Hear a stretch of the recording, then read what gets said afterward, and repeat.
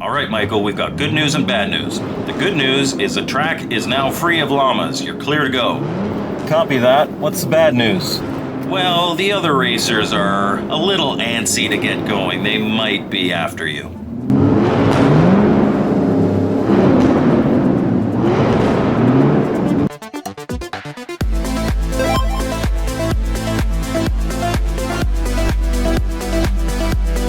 Welcome to Mike's Gaming Gala. I'm Mike, and we have another Intellivision game to look at today. It's X-Rally, published by Intellivision Collector. X-Rally comes in a nice gatefold box with professionally printed manual, overlays, and of course a nice injection molded cartridge. It shouldn't surprise anyone that X-Rally is a port of the arcade game Rally X. Let's take a look at how it measures up. After the splash screens, you get a title screen with 3 options on it. The difficulty level, easy, medium, hard, and extreme. The credits, which are very short. RoboCop didn't help with this one. And of course a start button. Pressing start gives you this fun animation.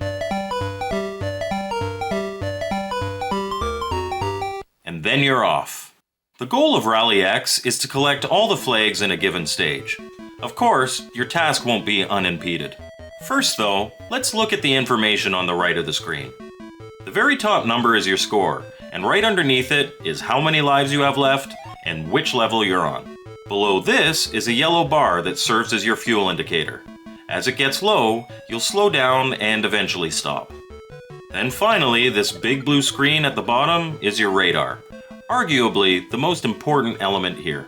On the radar, you're the red dot, and the flags are yellow dots. Black dots you want to avoid. They're chase cars, tasked with running into you.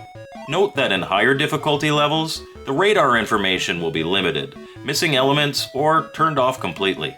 One thing that is never on the radar, and more often than not will be what trips you up, are rocks. The roads here aren't exactly clear. Each maze has rocks strewn around that block passages. Hit one and you lose a life, so be extra careful. Now, while you're collecting flags, you'll notice that there are 3 different types. The normal ones are a cyan color. These are just the standard flags, and the more you collect, the more points they're worth. The first flag you get is worth 10 points, the second is worth 20, and they increase by 10 points each, all the way up to 100 points for the last one. The blue flag is special. It's worth double the points.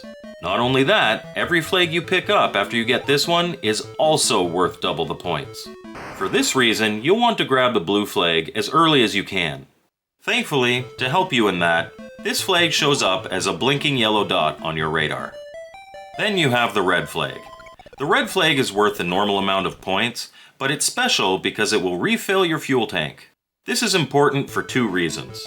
First, you don't want to run out of fuel for obvious reasons. But even more than that, you get extra points for all the remaining fuel you have at the end of a round. So getting this later rather than early is best if you're looking to get the most points possible.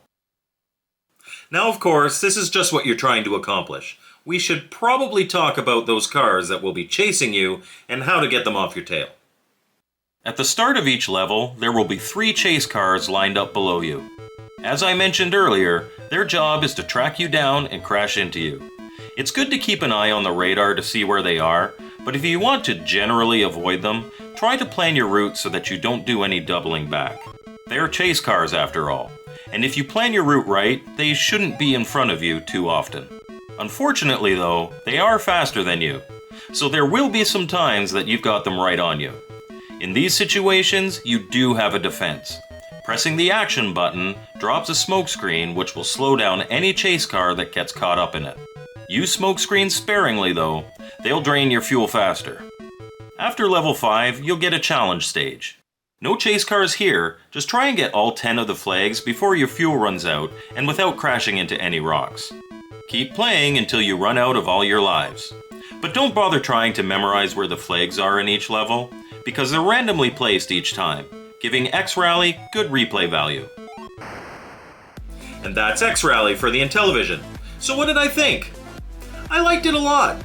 I've reviewed another Rally X style game on the channel before, Cat Attack. I had a lot of fun with it, and I'm happy to say that I got the same feeling from this game, while also being different. This is a much more direct port of Rally X, including all the elements from the original arcade, making it a very solid port. Its fast and frantic gameplay lends itself well to sitting down and enjoying multiple games in a row without getting bored of it. It's definitely the type of game where, when you get a game over, you're always tempted to hit that start button again. When you lose a life, it's your fault. I found most often when I died it was because I was focusing too much on the radar and didn't see a rock. This game will force you to find that balance, or go cross-eyed trying.